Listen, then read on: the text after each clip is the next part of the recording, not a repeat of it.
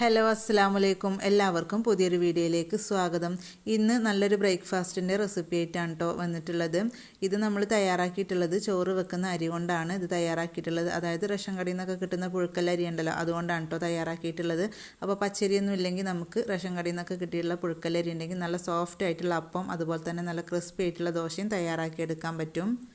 അപ്പോൾ ഇതിൻ്റെ കൂടെ തന്നെ ഒരു ചമ്മന്തിൻ്റെ റെസിപ്പിയും കൂടിയും കാണിക്കുന്നുണ്ട്. വളരെ സിമ്പിളായിട്ടുള്ളതാണ്, എല്ലാവർക്കും ഉണ്ടാക്കിയെടുക്കാൻ പറ്റുന്ന ഒരു ചമ്മന്തി റെസിപ്പിയാണ്. അപ്പോൾ നമുക്ക് എങ്ങനെ ഉണ്ടാക്കിയെടുക്കാൻ നോക്കാം. അതിനു മുന്നേ നമ്മുടെ ചാനൽ ആദ്യമായിട്ട് കാണുന്നവരൊക്കെ ഉണ്ടെങ്കിൽ ഒന്ന് സബ്സ്ക്രൈബ് ചെയ്ത് വീഡിയോ കണ്ടുകൊണ്ടിരിക്കുമ്പോൾ തന്നെ ഇഷ്ടപ്പെടുകയാണെങ്കിൽ ഒന്ന് ലൈക്ക് ചെയ്ത് സപ്പോർട്ട് ചെയ്യാം. ഞാനിവിടെ 250 ml കപ്പിന് 1 കപ്പ് അരിയാണ് എടുത്തിട്ടുള്ളത്. ഇനി ഇത് 4-5 തവണ നല്ലപോലെ കഴുകിയെടുക്കണം. അരി ഇപ്പോൾ നല്ലപോലെ കഴുകി എടുത്തിട്ടുണ്ട്. ഇനി ഇതിലേക്ക് തിളച്ച വെള്ളമാണ് ഒഴിച്ചു കൊടുക്കുന്നത്. മിനിമം ഒരു 6 മണിക്കൂറെങ്കിലും ഇത് കുതിരാനായിട്ട് വെക്കണം. പുഴുക്കലരി ആയതുകൊണ്ട് തന്നെ തിളച്ച വെള്ളമാണ് ഒഴിച്ചു കൊടുക്കേണ്ടത്. അപ്പോഴേ നമുക്ക് പെട്ടെന്ന് കുതിർന്ന് കിട്ടുള്ളൂ. അപ്പോൾ നല്ല വെട്ടി തിളച്ച വെള്ളം തന്നെ ഒഴിച്ചു കൊടുക്കുക. ഇനിയിപ്പോൾ വെള്ളം ഒഴിച്ചു കൊടുത്തതിന് ശേഷം ഒരു സ്പൂൺ വെച്ചിട്ട് ജസ്റ്റ് ഇതുപോലെ ഒന്ന് ഇളക്കി കൊടുക്കുക. എന്നിട്ട് നമുക്കിത് അടച്ച് വെക്കാം. അപ്പോൾ ചിലരൊക്കെ ഇതുപോലെ തയ്യാറാക്കലുണ്ട്, എന്നാലും അറിയാത്ത ഒരുപാട് പേരുണ്ടാവും കേട്ടോ. അപ്പോൾ അവർക്കൊക്കെ വളരെ ഉപകാരമാവും. പച്ചരിയൊന്നും ഇല്ലെങ്കിൽ നമുക്ക് പുഴുക്കലരി കൊണ്ട് തന്നെ നമുക്ക് ബ്രേക്ക്ഫാസ്റ്റ് റെഡിയാക്കി എടുക്കാം. അപ്പോൾ മിനിമം ഒരു 6 മണിക്കൂറെങ്കിലും നമ്മളിത് കുതിരാനായിട്ട് മാറ്റി വെക്കാം. ഇനി നമുക്ക് ഉഴുന്നാണ് വേണ്ടത്. അപ്പോൾ ഇതുപോലെ ഒരു ബൗൾ എടുത്തിട്ടുണ്ട്. അതിലേക്ക് 1/4 കപ്പ് ഉഴുന്നാണ് കേട്ടോ എടുത്തിട്ടുള്ളത്. ഒരുപാടൊന്നും എടുക്കേണ്ട, 1/4 കപ്പ് മാത്രം എടുത്താൽ മതി. ഇനി ഇതിലേക്ക് ഒരു 1/4 ടീസ്പൂണോളം ഉലുവയും കൂടെ ചേർത്ത് കൊടുക്കാം. ഇതിൽ നമ്മൾ ഈസ്റ്റോ ബേക്കിംഗ് സോഡയോ ഒന്നും ചേർത്ത് കൊടുക്കുന്നില്ല. അപ്പോൾ ഉഴുന്നൊരു 1/4 ടീസ്പൂൺ ചേർത്ത് കൊടുത്തിട്ടുണ്ടെങ്കിൽ നല്ല സോഫ്റ്റ് ആയിട്ട് കിട്ടും കേട്ടോ നമ്മുടെ ഈ ഒരു മാവ്. ഇനി ഇത് നല്ലപോലെ കഴുകി വൃത്തിയാക്കിയതിന് ശേഷം നല്ല വെള്ളം ഒഴിച്ചിട്ട് നമുക്ക് കുതിരാനായിട്ട് വെക്കാം. സാധാ പച്ചവെള്ളം തന്നെ കേട്ടോ ഞാനിവിടെ ഒഴിച്ചു കൊടുത്തിട്ടുള്ളത്. അപ്പോൾ ഏകദേശം നമ്മൾ അരിയൊക്കെ കുതിരാനായിട്ട് വെച്ചിട്ട് ഒരു 6 മണിക്കൂർ ആയിട്ടുണ്ടായിരുന്നു. നമുക്ക് തുറന്ന് നോക്കാം. നല്ലപോലെ കുതിർന്ന് വന്നിട്ടുണ്ട് കേട്ടോ. അപ്പോൾ ഞാനിവിടെ ഈ ഒരു അരിയത്തെ വെള്ളമൊക്കെ നല്ലപോലെ കളഞ്ഞതിന് ശേഷം അതുപോലെ തന്നെ ഉഴുന്നത്തെ വെള്ളം കളഞ്ഞിട്ട് ഞാൻ അരിയിലേക്ക് ഇട്ട് കൊടുത്തിട്ടുണ്ട് കേട്ടോ ഈ ഒരു ഉഴുന്ന്. പിന്നെ അതുപോലെ തന്നെ ഇതിലേക്ക് ചോറാണ് ചേർത്ത് കൊടുക്കുന്നത്. 2 ടേബിൾ സ്പൂണോളം ചോറാണ് കേട്ടോ ചേർത്ത് കൊടുക്കുന്നത്. ചോറ് ഒരുപാട് ചേർത്ത് കൊടുക്കരുത്, വെറും 2 ടേബിൾ സ്പൂൺ മാത്രം മതി. ഇനി ഇതൊന്ന് മിക്സ് ചെയ്തെടുക്കുക. ഞാനിതിവിടെ അരച്ചെടുക്കുന്നത് 2 തവണയായിട്ടാണ് കേട്ടോ. നിങ്ങൾക്ക് ഒന്നിച്ച് അരച്ചെടുക്കാൻ പറ്റുമെങ്കിൽ അങ്ങനെ ചെയ്താലും മതി. ഇപ്പോൾ എല്ലാം തന്നെ ഒന്ന് മിക്സ് ചെയ്തെടുത്തിട്ടുണ്ട്. ഇനി നമുക്കൊരു മിക്സിയുടെ ജാറിലേക്ക് ഇട്ടിട്ട് ഇതിൻ്റെ പകുതി ഇട്ട് കൊടുക്കാം. ഇത് നമുക്ക് പെട്ടെന്ന് അരച്ചെടുക്കാൻ പറ്റും. നമ്മൾ ചൂടുവെള്ളമൊക്കെ ഒഴിച്ചിട്ട് കുതിരാനായിട്ട് വെച്ചതുകൊണ്ട് തന്നെ അരിയൊക്കെ നല്ലപോലെ കുതിർന്ന് വന്നിട്ടുണ്ട് കേട്ടോ. അതുകൊണ്ട് നമുക്ക് പെട്ടെന്ന് തന്നെ അരച്ചെടുക്കാൻ പറ്റും. ഇപ്പോൾ ഞാനിവിടെ പകുതിയോളം ഇട്ട് കൊടുത്തിട്ടുണ്ട്. ഇനി ഇതിലേക്ക് വെള്ളം ഒഴിച്ചിട്ട് നമുക്ക് നല്ലപോലെ ഒന്ന് അരച്ചെടുക്കാം. അപ്പോൾ ഇതിലേക്ക് ചേർത്ത് കൊടുക്കുന്ന വെള്ളം നല്ലപോലെ തണുപ്പിച്ച വെള്ളമാണ് കേട്ടോ. അതായത് ഐസ് വെള്ളമാണ് ഒഴിച്ചു കൊടുക്കുന്നത്. ഇനി ഐസ് ക്യൂബ് ഉണ്ടെങ്കിൽ അത് ചേർത്ത് കൊടുത്താലും മതി. എന്നിട്ട് നല്ലപോലെ ഒന്ന് അരച്ചെടുക്കാം. ഇത് നമ്മൾ അരച്ചെടുക്കുന്ന സമയത്ത് ഒരുപാട് ലൂസായിട്ട് അരച്ചെടുക്കരുത് കേട്ടോ. കുറച്ച് തിക്കായിട്ട് വേണം അരച്ചെടുക്കാൻ. ഇപ്പോൾ നല്ലപോലെ അരച്ചെടുത്തിട്ടുണ്ട്. അത്യാവശ്യം ഫൈനായിട്ട് തന്നെ ഞാനിവിടെ അരച്ചെടുത്തിട്ടുണ്ട്. ഇനി നമുക്ക് ഇതൊരു ബൗളിലേക്ക് ഒഴിച്ചു കൊടുക്കാം. അപ്പോൾ നമുക്ക് ബാക്കിയുള്ള അരിയും ഇതുപോലെ തന്നെ ഒന്ന് അരച്ചെടുത്തിട്ട് വരാം. അപ്പോൾ അത് നമ്മൾ അരച്ചെടുത്ത് വന്നിട്ടുണ്ട്. ഇനി ഇത് നമുക്ക് ബൗളിലേക്ക് ഒഴിച്ചു കൊടുക്കാം. എന്നിട്ട് നല്ല രീതിയിലൊന്ന് മിക്സ് ചെയ്തെടുക്കാം. അപ്പോൾ ആ ഒരു മിക്സിയുടെ ജാറിലേക്ക് ഒരു 2 ടേബിൾ സ്പൂണോളം വെള്ളം കൂടെ ഒഴിച്ചു കൊടുത്തിട്ട് ഒന്ന് ഇതിലേക്ക് ഒഴിച്ചു കൊടുക്കുന്നുണ്ട്. ഇനി ഒരു തവി വെച്ചിട്ട് നല്ലപോലെ ഒന്ന് മിക്സ് ചെയ്തെടുക്കാം. ഇതൊരു 30 സെക്കൻഡോളം നല്ലപോലെ ഇതേ രീതിയിൽ മിക്സ് ചെയ്തെടുക്കണം കേട്ടോ. അപ്പോഴേ നമുക്ക് നല്ലപോലെ സോഫ്റ്റ് ആയിട്ടുള്ള അപ്പം തയ്യാറാക്കിയെടുക്കാൻ പറ്റുള്ളൂ. കാരണം ഇതിൽ നമ്മൾ നേരത്തെ പറഞ്ഞ പോലെ ബേക്കിംഗ് സോഡ ഈസ്റ്റോ ഒന്നും ചേർത്ത് കൊടുക്കുന്നില്ല. അപ്പോൾ നല്ല തിക്കായിട്ടാണ് കേട്ടോ നമ്മുടെ ബാറ്ററി ഇരിക്കുന്നത്. അപ്പോൾ ഞാനിതിലേക്ക് ഒരു 2 ടേബിൾ സ്പൂണോളം വെള്ളം കൂടെ ചേർത്ത് കൊടുത്തിട്ടുണ്ട്. എന്നിട്ട് നല്ലപോലെ ഒന്ന് മിക്സ് ചെയ്തെടുക്കുക. അപ്പോൾ ഇനി ഇതിലേക്ക് നമുക്ക് ആവശ്യത്തിനുള്ള ഉപ്പും കൂടെ ചേർത്ത് കൊടുക്കാം. അപ്പോൾ നമുക്ക് രാവിലെ ബ്രേക്ക്ഫാസ്റ്റാണ് വേണ്ടതെങ്കിൽ വൈകുന്നേരം തന്നെ അരച്ച് വെച്ചാൽ മതി. അപ്പോൾ രാവിലെ ആകുമ്പോഴേക്കും മാവൊക്കെ നല്ല സെറ്റായിട്ട് കിട്ടും. അപ്പോൾ ഞാനിവിടെ ആവശ്യത്തിനുള്ള ഉപ്പും കൂടെ ചേർത്ത് കൊടുത്തിട്ട് എന്നിട്ട് നല്ലപോലെ ഒന്ന് മിക്സ് ചെയ്തെടുക്കുന്നുണ്ട്.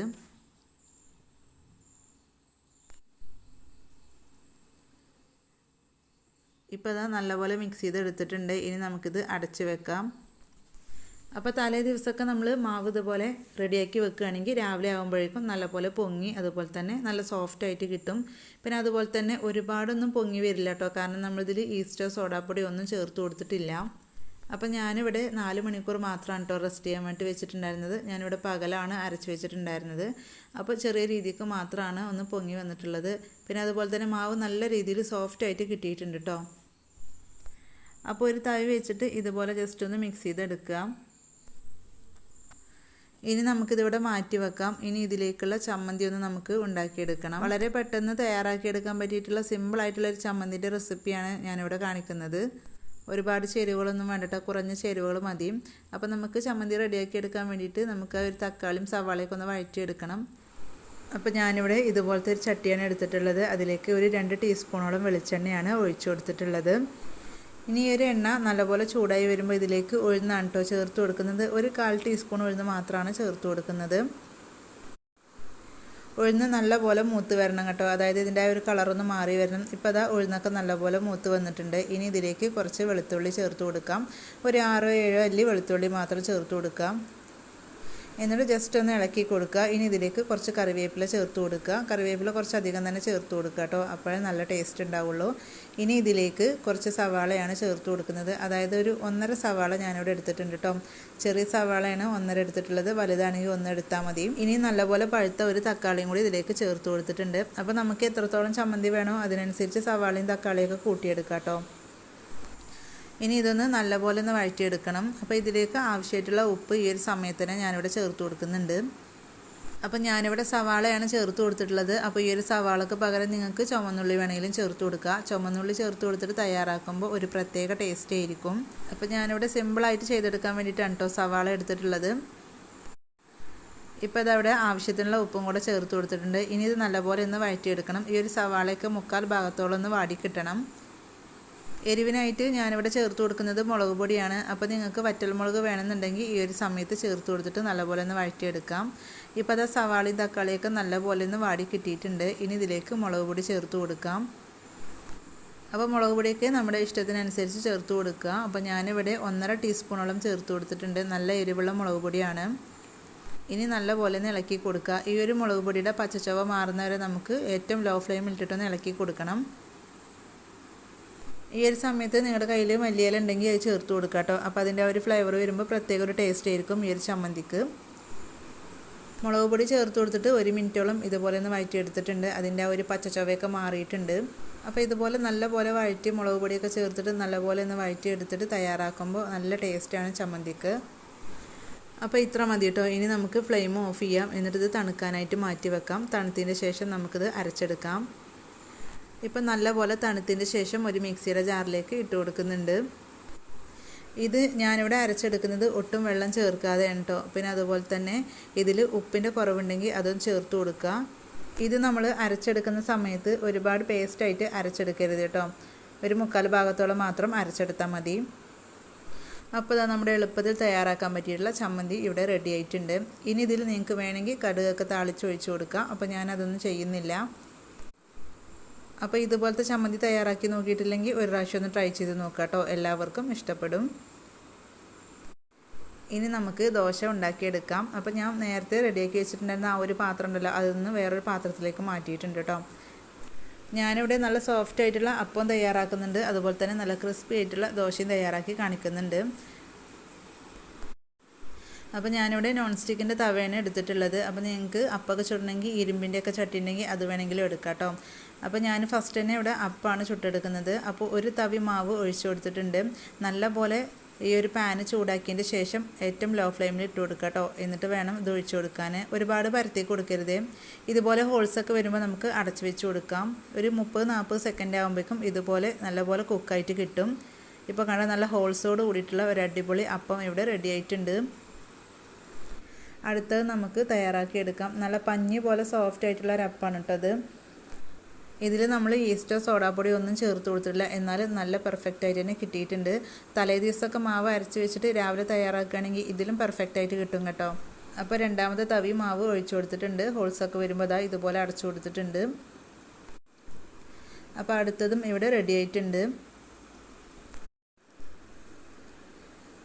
അപ്പോൾ ഇനി നമുക്ക് ദോശ തയ്യാറാക്കി എടുക്കാം.